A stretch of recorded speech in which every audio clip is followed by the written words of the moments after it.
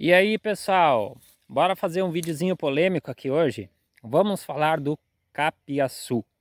Eu tô recebendo muita mensagem do pessoal pedindo se eu tenho capiaçu na minha área demonstrativa e eu não tenho ainda. Hoje eu vim aqui catar umas mudas que eu plantei há um tempo atrás, quando a gente voltou aqui para o sítio, e elas não estão se desenvolvendo muito bem, então eu vou levar elas para minha área demonstrativa, porque lá eu consigo dar uma atenção melhor. Mas aí tem uma outra questão que eu também quero levantar. Semana passada nós fomos numa feira e lá na feira tinha a questão do capiaçu e do uso do curumi para gado leiteiro. Né? Eu questionei o técnico que estava lá, né, sobre isso. E a gente discutiu na boa alguns usos do capiaçu, ele com uma visão, eu com outra visão, e digamos que a gente chegou num meio termo, né? Que acho que ele se desencantou um pouquinho com o que eu disse, mas tudo bem, né? Cada um tem a sua opinião e a sua visão sobre os tipos de pasto, enfim, sobre várias coisas. E eu tô aqui não para ser contra, mas para expor a minha opinião e colocar para vocês qual seria o posicionamento do capiaçu para atividade leiteira, por exemplo, tá? Vou usar como um exemplo esse pasto que tem aqui atrás, que é o capim-elefante normal, tem do roxo e tem do verde, não é o capiaçu, mas para mim, este aqui seria o ponto ideal de corte do capiaçu para tratar para o gado, tratar verde, no coxo, picado, né? O pessoal tem recomendado muito para fazer silagem.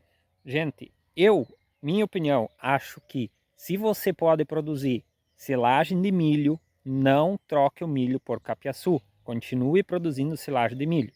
Por algumas questões. Eu já andei olhando algumas análises bromatológicas, da Embrapa inclusive, e o capiaçu tem menos teor de proteína do que o milho. Ele não tem o grão, então ele não tem energia. Então, para você equilibrar a energia do capiaçu com a energia do milho, você tem que colocar milho. Tem que colocar milho moído na dieta, ou como alguns fazem, colocam direto no silo. Mas aí vem a questão, e o custo? Já a gente ouve muito, né, que o capiaçu reduz o custo da silagem. Mas aí até questionei o técnico na questão assim, o capiaçu pode produzir até 300 toneladas de massa verde por ano, enquanto que o milho vai produzir aí as suas 50, 60, 70 por safra. Mas e a adubação do capiaçu? Será que não precisa de bastante adubação para ele produzir isso? Talvez o primeiro ano ele até produza bem sem adubação, mas e no segundo, no terceiro ano? Porque, gente, para produzir 300 toneladas de matéria verde, precisa ter nutriente no solo. A planta precisa ter nutriente para crescer e para produzir, é que nem uma pastagem. Se você não aduba, ela fica amarelinha, não cresce. Se você aduba, ela cresce. Então, vai precisar adubar. Então, no final das contas, a pergunta que fica é: aonde está a economia no uso do capiaçu? Porque a gente precisa cortar, assim como o milho também, a gente precisa complementar na ração depois tanto a proteína como a energia, e a gente precisa adubar. Então, a economia dele, não sei se no final das contas o custo não vai ficar o mesmo, ou talvez vai ser um pouco maior até que o milho, né? Mas para isso a gente precisaria fazer cálculos mais exatos. Estou só colocando aqui a minha opinião. Qual é o posicionamento que eu indico? Quem quer usar o capiaçu? Para quem não consegue produzir milho, tem uma área de terra, de morro, de pedra, que não consigam entrar com trator para fazer uma silagem, planta o capiaçu. Vai plantar uma vez, vai cortar, vai botar no silo.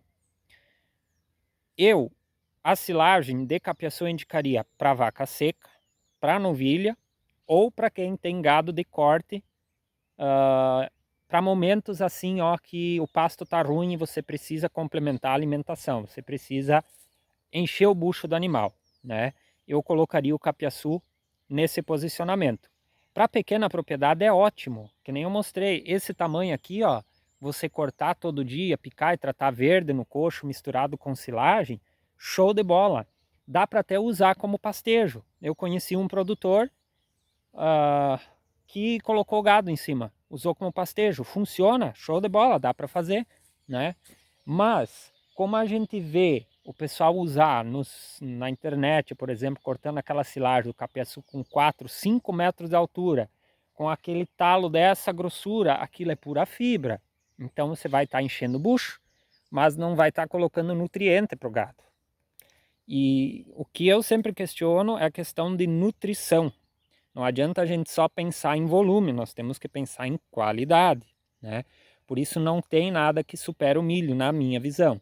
Dá para complementar o capiaçu, dá para pôr junto, dá para ter um espaço e deixar ele crescer para você cortar na época da seca e tratar.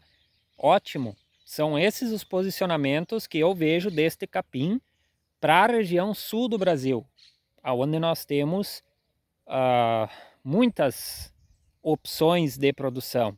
Agora, para regiões que o terreno é diferente, que a terra não é boa, que a terra é de pedra, que é morro, para regiões que chove menos, o capiaçu é ótimo, é maravilhoso. Então é o posicionamento na região. O que eu não acho certo é trazer o capiaçu para uma região como a nossa, né? Colocando ele como um substituto do milho em questão de custo e produção.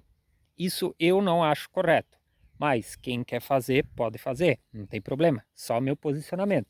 Eu inclusive já conheci produtor que fez essa troca do milho para o capiaçu e se arrependeu porque o gado emagreceu, perdeu produção, né? E ele teve que tirar o capiaçu e voltar com o milho. Então ele fez e depois tirou.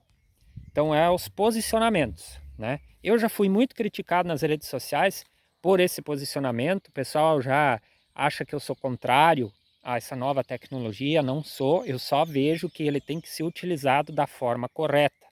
Não dá para utilizar ele em lugares onde nós temos médias de produção mais altas nas vacas e pensar que a gente consiga produzir 25, 30 litros de leite tratando o capiaçu no coxo para a vaca, né? Com certeza isso não vai funcionar. Então tem o posicionamento. Certo, correto. Vou mostrar aqui, esses aqui são os capins elefante normal, né? A gente tem aqui na beira de estrada, usa ele aqui, ó, como barreira para poeira da estrada, né?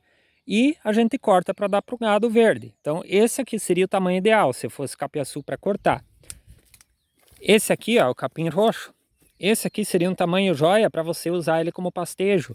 Conheci produtor, inclusive, que usou o capim elefante roxo para pastejo de novilhas. Funciona super bem, né? Questão de manejo, não deixar rapar muito, show de bola. Inclusive, dá para usar o capiaçu.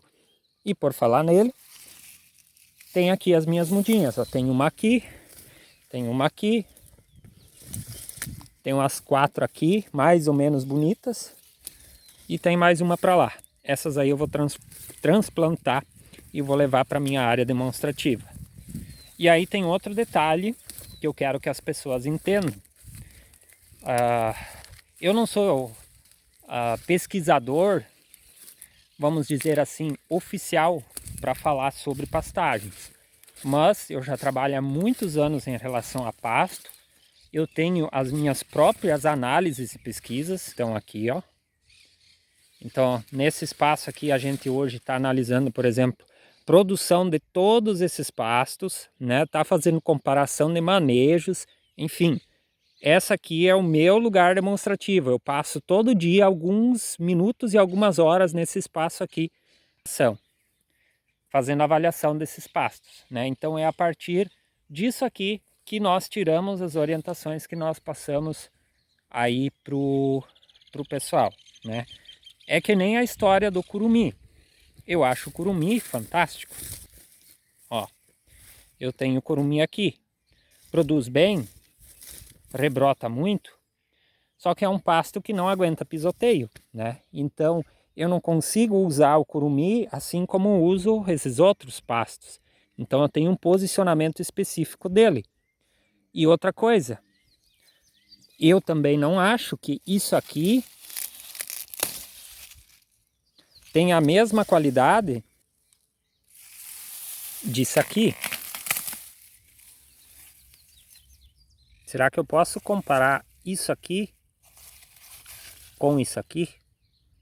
Então são questionamentos que a gente faz. esse aqui tem um posicionamento, esse aqui tem outro posicionamento. Então é a partir disso que a gente fala. Cada pasto tem o seu posicionamento, tem as suas qualidades, tem os seus defeitos, né? Então isso sempre a gente precisa avaliar. Então, depois de tudo isso, eu quero a sua opinião. Deixa aqui embaixo nos comentários o que você acha sobre o uso do capiaçu. Se você usa na sua propriedade, dê a sua visão, né, o seu relato, se está funcionando, para qual categoria você usa, como é a questão do custo. Então vamos trocar ideias agora nos comentários, que isso é muito importante para o nosso crescimento. Então aguardo o seu comentário aqui nesse vídeo. Bora compartilhar, bora deixar a sua opinião, vamos discutir e vamos engrandecer o conhecimento sobre pastagens com todo mundo.